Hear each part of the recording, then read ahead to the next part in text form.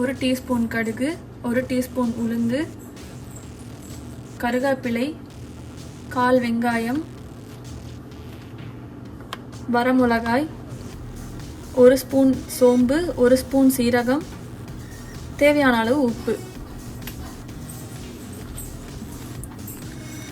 இது நம்ம இன்னைக்கு பண்ண போகிற பருப்பு உசிலிக்கு 2 பருப்புமே தேவை. துவரம் பருப்பும் தேவை, கடலைப்பருப்பும் தேவை. 2 பருப்பும் ஈக்குவல் அமௌண்ட்டில் எடுத்துக்கோங்க. இந்த பருப்பு அளவும் நம்ம எடுத்துருக்க கொத்தவரங்காய் அளவும் ஈக்குவலாக இருக்கிற மாதிரி பார்த்துக்கோங்க.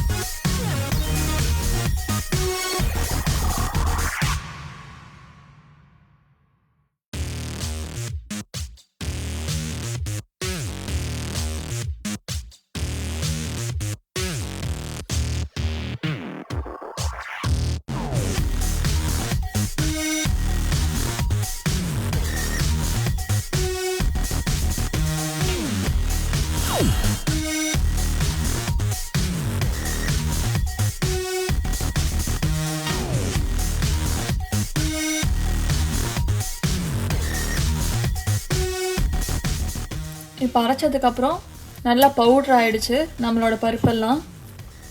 இதை இப்போ நம்ம அப்படியே யூஸ் பண்ணிக்க வேண்டியதுதான்.